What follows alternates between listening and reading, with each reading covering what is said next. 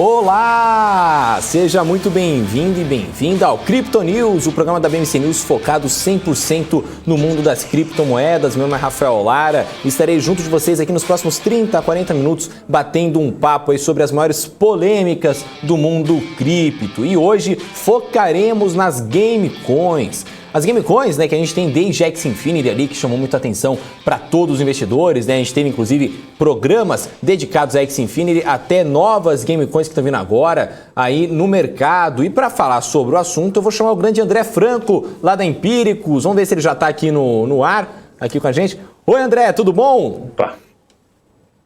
Opa, tudo bem? Muito bom falar sobre esse assunto aí. Obrigado pelo convite, tá? Obrigado você por estar aqui, André. Lembrando para a galera de casa aqui, a ideia do Crypto News é ser essa roda de conversa aqui para a gente bater um papo sobre criptomoedas. Então podem mandar as perguntas que tiverem aí, né? A gente vai batendo um papo aqui bem legal. Mas antes da gente entrar sobre o assunto das gamecoins, André, o assunto do dia hoje em relação às criptomoedas foi a história da China com o Bitcoin. O Bitcoin, inclusive, chegou a cair 5%. O que você achou? Você acha que a China está querendo restringir o Bitcoin para criar um equivalente ali na China? Né? Quando surgiu o Facebook, inclusive, até me lembro, né? Ela tentou proibir o Facebook para criar lá a rede social dela. Você acha que está passando por um processo parecido ali a China, ou André?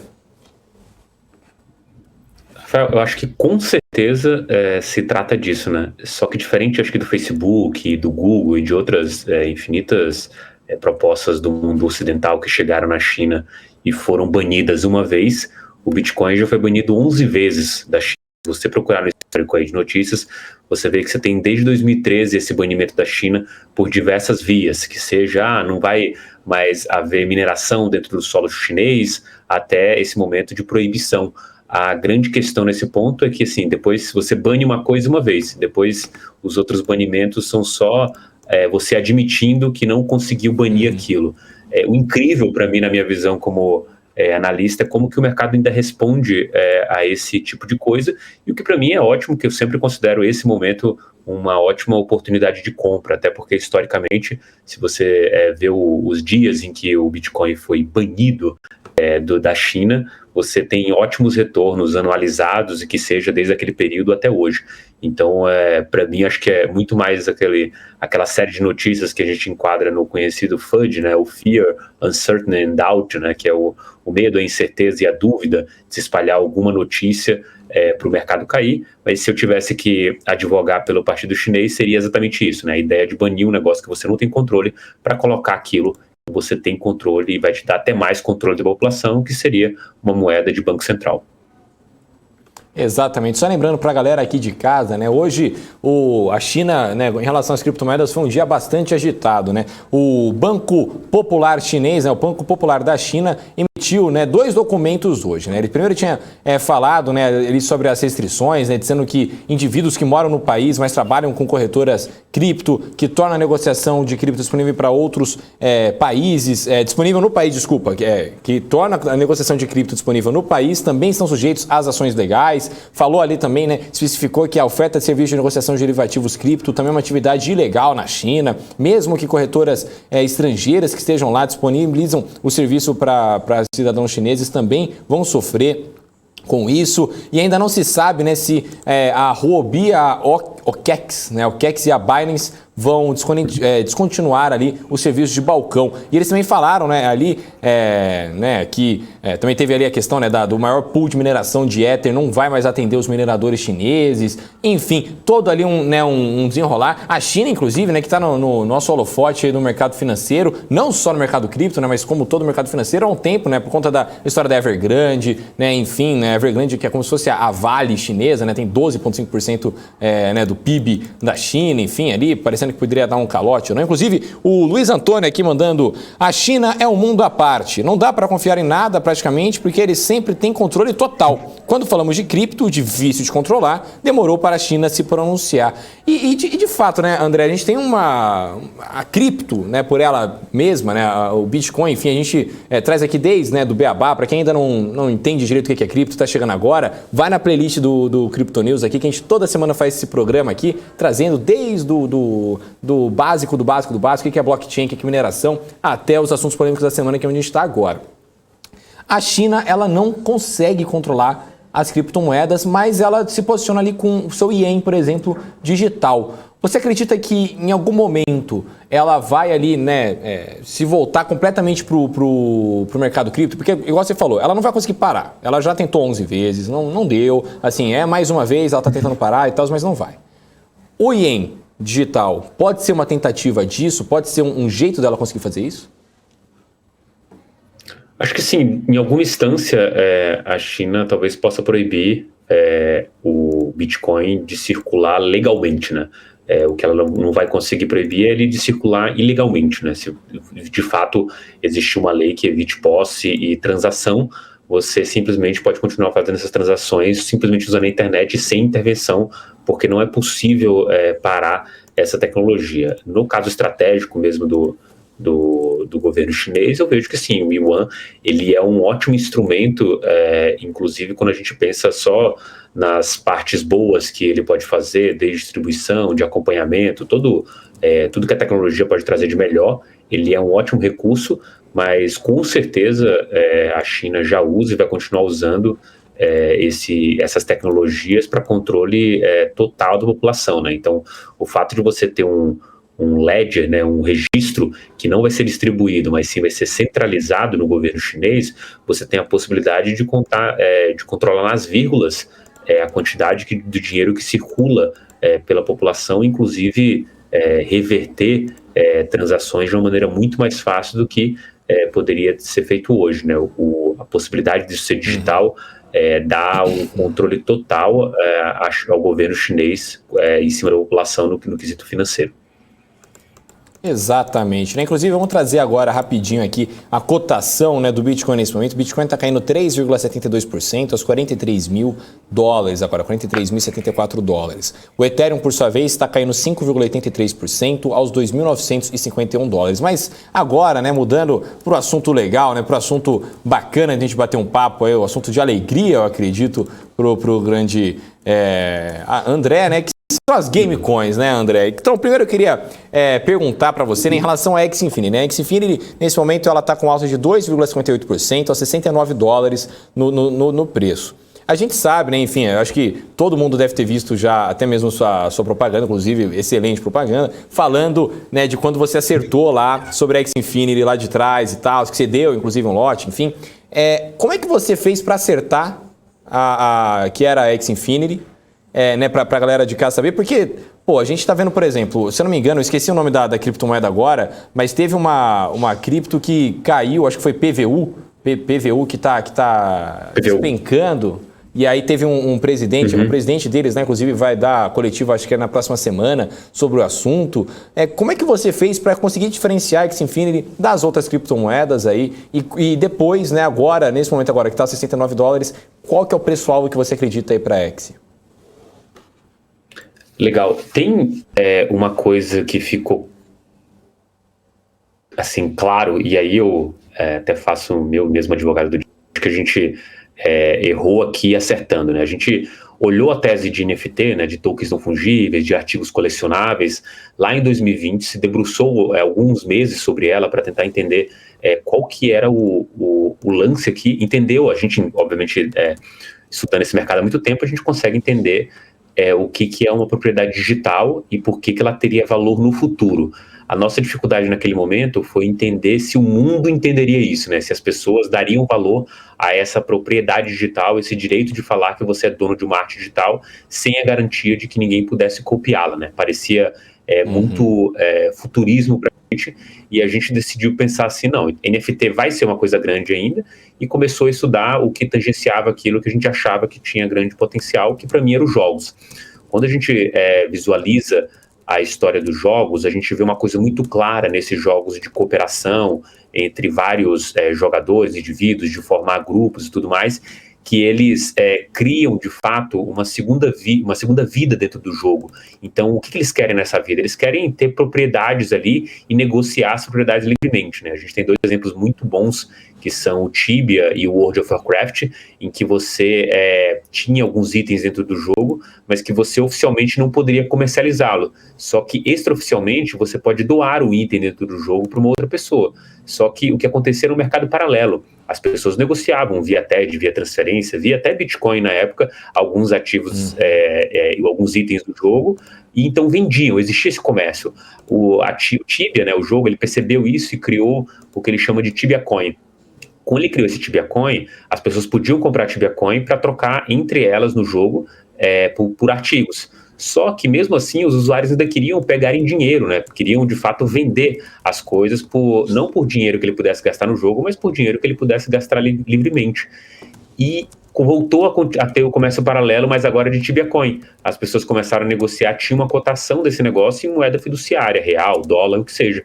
Então, para mim, quando a gente estudou isso, ficou muito claro que os jogadores já sentiam a necessidade dessa propriedade, então a gente achava que NFT ia explodir primeiro pela ideia de jogos, né? Acabou que as coisas aconteceram em paralelo, as artes digitais cresceram bastante desde janeiro desse ano para cá, assim como os jogos, e o Axie Infinity explodiu para um modelo que é só uma derivação dessa propriedade digital que é causada pelo NFT, que é o modelo Play to Earn, né? Então, o modelo agora de jogo, que provavelmente vai emplacar nos próximos anos, é esse modelo em que o jogador entra, tem a propriedade dos bens que ele adquiriu dentro do jogo e ganha no limite para jogar. Porque no momento em que ele está jogando e ele consegue produzir novos itens, ele tem uma moeda para produzir esses itens, então ele pode indiretamente, ao invés de ter os itens, vender a moeda que foi o trabalho dele.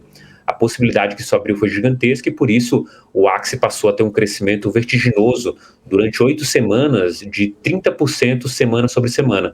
Isso é tão absurdo que fez o jogo sair de uma centena de jogadores para mais de 1,7 milhões de jogadores diários, né? Então o acerto nosso foi bem lá no começo, mas talvez o aumento da posição tenha sido mais certo do que exatamente o momento que a gente comprou lá atrás, justamente porque o momento em que a gente aumenta a posição aqui é um momento de marasmo do mercado, Bitcoin caindo de 60 para 42, depois para 30, e o jogo estava atraindo 30% de jogadores diários semana sobre semana. Acho que ali foi um momento grande de virada que a gente viu no mercado, e ali se instaurou talvez a nova frenesi dentro desse mercado, que era de NFT e games, né? E acho que isso tem grande potencial para continuar, justamente porque a gente está pegando uma característica que já foi mostrada em outras épocas do ser humano, ou do fato do jogador. Ele quer ter a propriedade dos itens. O que NFT possibilitou foi isso, e o que o modelo Play to Earn possibilitou é que ele nem precise ter os itens para vender. Ele possa vender simplesmente a matéria-prima que derivam esses itens. Perfeito, André. Muita gente aqui mandando pergunta no chat, vou trazer aqui. Antes da pergunta do João Guzmão, que é sobre a Coti Coin, né, que é uma coin de pagamento através de transação sem intermediário, eu queria antes perguntar, aqui já que a gente está falando sobre Gamecoin, né, a pergunta do Luiz Antônio aqui, ele falando, André, com essa infinidade de Gamecoin surgindo, né, você acha que o valor real, pensando em mercado, não acabaria sendo banalizado? Tipo, nasce, valoriza ou não e morre, porque no dia seguinte sempre vai surgir outra. O que você acha, André? Eu também acho que é um erro comum das pessoas simplesmente banalizarem que os jogadores eles entram só para ganhar dinheiro. Existe uma massa grande, mas naturalmente o que um jogo às vezes precisa, principalmente quando se trata de comunidade, é massa crítica, né? Pessoas jogando para que outras pessoas queiram jogar. A ideia de você, por exemplo, o único jogo que eu jogo é o FIFA, ter possibilidade de me divertir com ele, é que toda vez que eu entro no jogo e quero jogar online, eu clico um botão, eu espero alguns segundos e tem outra pessoa jogando do outro lado. Se você não tem a possibilidade de jogar com outras pessoas, sendo que o jogo é para jogar com outras pessoas, você desanima. Então o modelo Play to Earn atrai esses jogadores meio que no limite profissionais, né, que jogam para ganhar dinheiro, que tem aquilo como trabalho, e da outra ponta, naturalmente, vai começar a atrair entusiastas desses jogos.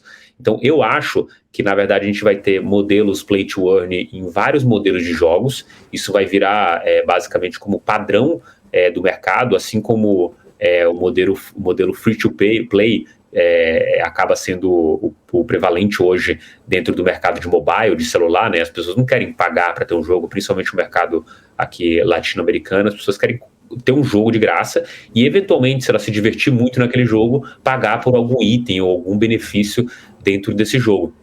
Mas a minha visão é que a gente vai ter uma espécie de Fortnite com essa possibilidade, a gente vai ter um Axie, que é um jogo mais casual, a gente vai ter jogos hiper casual, né, que são aqueles bem, tipo um Candy Crush, um Rope, em que você joga e eventualmente você ganha alguma coisa, esses itens te dão vantagem dentro do jogo, mas você pode repassar para outras pessoas e naturalmente vender ou trocar por outras moedinhas e assim você gerar esse comércio em que as pessoas tenham as pessoas se divertindo e tenham as pessoas trabalhando. Do ponto de vista do criador do jogo, ele simplesmente abre mão de uma receita em algum momento quando o jogo estiver ganhando muito, para ter esse momento bootstrapping, que ele começa do zero, com dinheiro quase zero, e a comunidade de fato se alimenta, e ele, óbvio, tem só um take rate aí dentro da plataforma, assim como tem um Axie Infinity de 4%, e que se o jogo crescer na velocidade que o Axie Infinity cresceu, essa tática mais do que se paga, mas com certeza cria outras possibilidades dentro desse jogo. Perfeito, André. Muita gente aqui elogiando, inclusive, a entrevista. O Sou de Andark FB falando aqui, parabéns por essa contribuição de sabedoria. Que sensacional, hein? Essa é a ideia mesmo, né? Crypto News aqui, sendo essa roda de conversa aqui pra gente bater esse papo. Deixem seu like aí, galera. Vai deixando o like aí pra gente fortalecer essa roda de conversa aqui bem bacana. O João Guzmão aqui perguntando, então, André, mudando um pouco de assunto, sobre a Coti, né? Eu confesso que eu não conheço muito sobre essa coin, né? Eu tava até pesquisando aqui para saber, né? Porque tem tanta criptomoeda, né? E o mercado de criptomoedas ainda tem tão pouco holofote que a gente acaba que não vai saber de cabeça todas, né? Mas ela, nesse momento, ela está com uma cotação de 52 centavos de dólar, uma valorização de 28% em 24 horas, olha só. E nos últimos 12 meses, uma valorização de 1.452%. Uau! Você conhece essa cripto, André? Você sabe qual que é? Eu confesso que eu não sabia, mas eu estava até vendo aqui que é uma criptomoeda que permite pagamentos através de transações sem intermediários, com baixo custo e de uma forma segura. É isso que está no próprio site deles, enfim. Você tem alguma coisa para falar para o nosso João Guzmão aqui? Tenho sim. Geralmente a gente tem alguns momentos essas moedas que passam por uma espécie de hype, né? Isso pode ser tanto guiado por duas coisas. Uma, óbvio, esse cara ele consegue emplacar algum negócio que começa a trazer tração. A segunda é basicamente se criar uma comunidade tão forte e um supply vendido, né, um suprimento, uma quantidade de moedas vendidas muito baixa, para que você tenha essa sensação de escassez do modelo. Então, assim, eu vou vender, tenho 1 milhão de moedas e vou vender 100 moedas para as pessoas. Eu tenho uma comunidade de 1 milhão de pessoas, né? As pessoas vão se degladiar para ter esse ativo, ele se valoriza bastante num certo período, mas óbvio, isso é só sustentado se você tiver uma comunidade muito grande. Tudo isso que a gente lê da Coti, que você falou, o pouco que eu sei desse projeto, que já me perguntaram sobre ele, parece muito lembrar o que a gente já viu de vários desses Bitcoin killers, né, de projetos que tentam derrubar o Bitcoin, até quando a gente fala de pagamentos seguros e focado em empresas, né, que eles chamam de enterprise, aí, desse ajuste. A minha visão, quando eu olho um projeto desse, óbvio, não sou um especialista, não mergulhei muito no fundo no case para te bater o martelo, mas não seria nenhuma coisa que eu mergulharia, porque realmente não parece algo tão grande ou inovador quanto que seja. A grande oposição a isso, a contra-argumentação é isso, é que assim, se esse negócio tiver uma comunidade forte, você tem a possibilidade desse negócio continuar se valorizando, inclusive até despegar, né? Se você remonta a história do mercado cripto, ele passa quase que exclusivamente ou toda vez por um projeto que anda bem, por uma comunidade muito forte. Sim, sim. Inclusive até mesmo as famosas shitcoins, né? Por exemplo, Dogecoin, Shiba Inu Coin, né? A gente tem, enfim, aí é aquilo, né? Você pode acabar colocando R$10 e ter R$1 bilhão amanhã, ou você pode só perder dinheiro mesmo. E aí, enfim, forte abraço.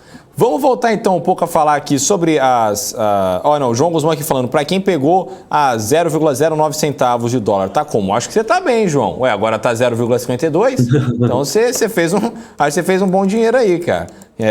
Mas enfim, vamos falar um pouco agora sobre gamecoins ainda, o André, porque a última vez que eu falei de gamecoins, né, eu falei sobre Axie Infinity, né, aqui no programa, enfim, Axie Infinity chama muita atenção, né, Play to Earn, enfim, a Helena Margarido, inclusive, lá da Monet, ela falou que colocou a filha dela para jogar, para fazer dinheiro, enfim, tá todo mundo naquele maior hype. E aí começou justamente a questão das gamecoins, eu fui pesquisar, né, fui falar com o pessoal falando assim, não, porque agora tem uma chamada YGG, Yield Guild Games, né, que tá disparando e tal. Eu fui pesquisar a rentabilidade do negócio e ela tá subindo 1.200, não, desculpa, nesse momento ela tá subindo 20% hoje, né, em 24 horas, e no ano mais de 1.000%, salvo engano aqui, eu tô até tentando dar uma olhada aqui, mas é muito número grande aqui, então, enfim, você conhece essa cripto, você tem alguma coisa para falar sobre ela?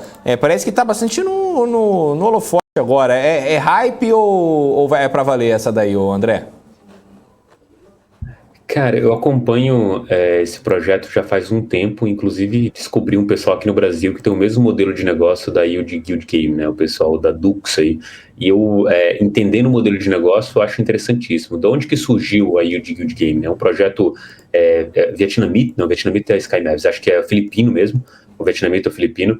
Eles começaram a jogar o Axie Infinity, e a própria empresa que criou o jogo, a SkyMavs, que criou o Axie Infinity, permitia que você criasse uma conta e você simplesmente criasse subcontas em que outras pessoas jogassem para você. Então, a possibilidade de você comprar os NFTs, os bichinhos do Axie, né, ou de fato o ativo produtivo dentro do jogo, emprestasse para outras pessoas para jogar para você, e você recebia o dinheiro. Naturalmente, isso criou o que eles chamam de scholarships, né, ou que a gente traduzindo aqui no Brasil chamaria de escolinhas. Eles ensinavam as pessoas a jogar Axie Infinity e davam ali mais ou menos 70% do retorno que esse cara fizesse jogando o jogo para ele. E isso escalou numa proporção gigantesca nas Filipinas. Hoje esses caras estão mais do que 5.000 scholarships, então 5.000 escolinhas, 5.000 pessoas jogando para eles. E o mais bizarro, né, que eu vim acompanhando esse projeto desde que ele tinha uma centena de pessoas jogando, é que eles foram crescendo, foram captando investimento e fizeram um IDO, né, que é uma variação do ICO, que se chama Initial Coin Offering, para o Initial DEX, ou Decentralized Exchange Offer, né, uma oferta descentralizada por meio de uma exchange descentralizada. E eu tentei, ingenuamente, participar desse IDO, com o meu trocadinho aqui, investindo nesse mercado, só que a procura foi tanta e tão bizarra em tão pouco tempo que eles captaram 12 milhões de dólares em menos de 32 segundos.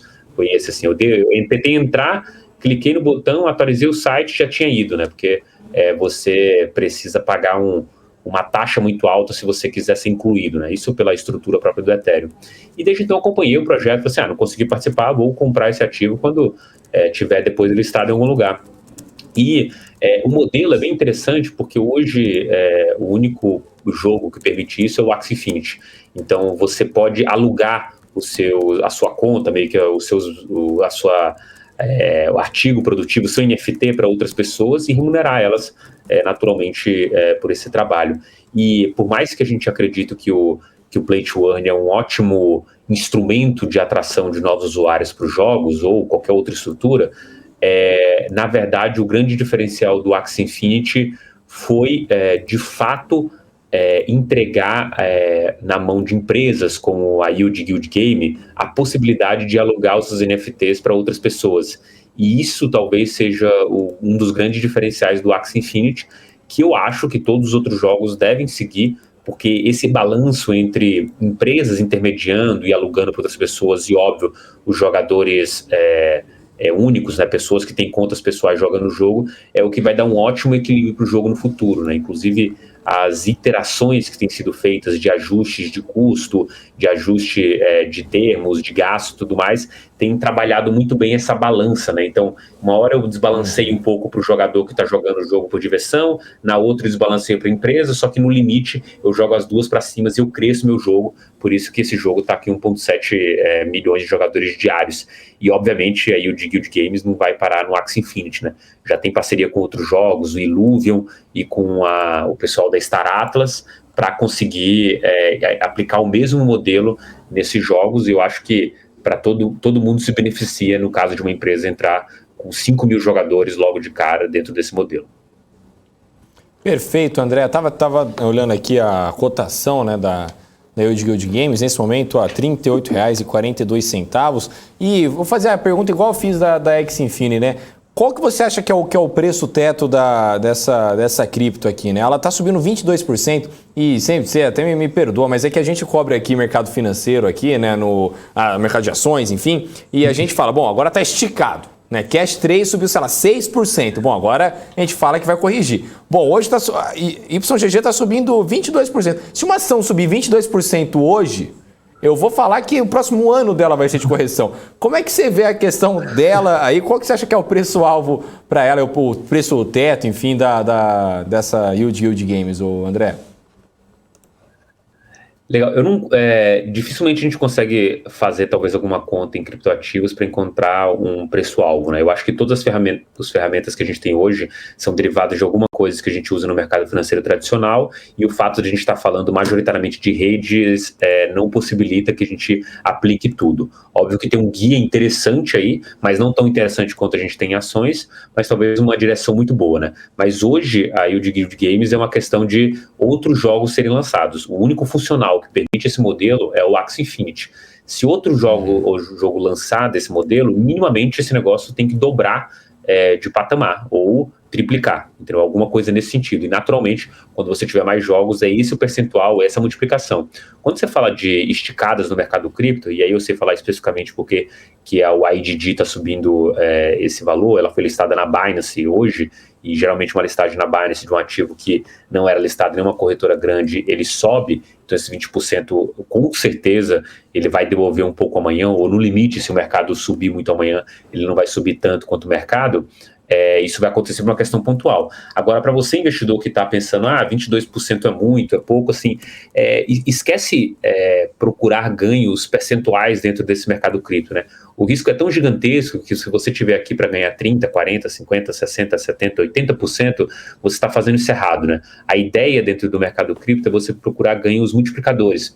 O momento em que você pensa em talvez realizar uma parte da posição é quando você dobrou uma posição como um todo, uma pequena percentual da sua carteira de cripto, ou quando você até triplicou a sua carteira como um todo, ou adicionou um multiplicador, né? Eu sempre penso isso, assim, se você estiver entrando nesse mercado para ganhar 30%, 40%, você vai deixar dinheiro na mesa. O ideal é que você pense em realizar lucros multiplicadores. Então, assim, o cara que conseguiu comprar a YGG aí no IDO, no lançamento dela, cara, legal, parabéns, já era para você ter pensado em colocar uma parte dessa grana no bolso. Ganhos multiplicadores acontecem no mercado cripto, 20% não é muito de alta, ainda mais quando a gente considera o que já viu esse ano de outros ativos.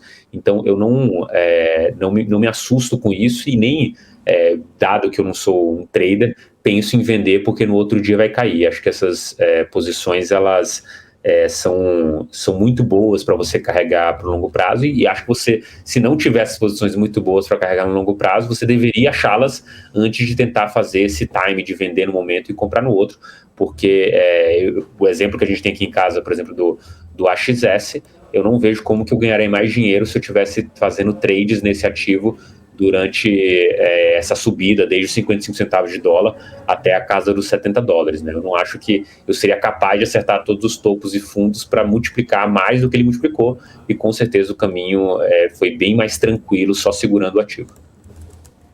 Show de bola, André. Bom, agora já são 6h26 aqui. Queria te pedir as considerações finais aí que você tem a dar aí para o pessoal que gosta do mundo cripto. O que você está pensando aí para o futuro? Se esse Bitcoin vai conseguir superar a China, se a China vai voltar atrás, se vai ser aquele vai não vai, aquele relacionamento um pouco tóxico, né, de Bitcoin e China aí, que se vai não vai, não quero.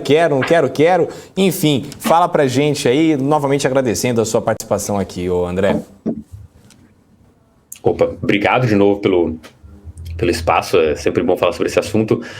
Eu, pessoalmente, já respondi isso algumas vezes até internamente aqui na Empíricos, estou bem otimista com o mercado. Preço, nesse exato momento, para mim, parece sempre muito ruído quando eu olho os dados on-chain, né? Os dados que o blockchain conta para gente. E quando eu olho para esses dados, para mim parece tão gritante a compra desse ativo quando a gente estava ali no final de próximo do final de 2020, quando a gente deu aquela grande pernada, né?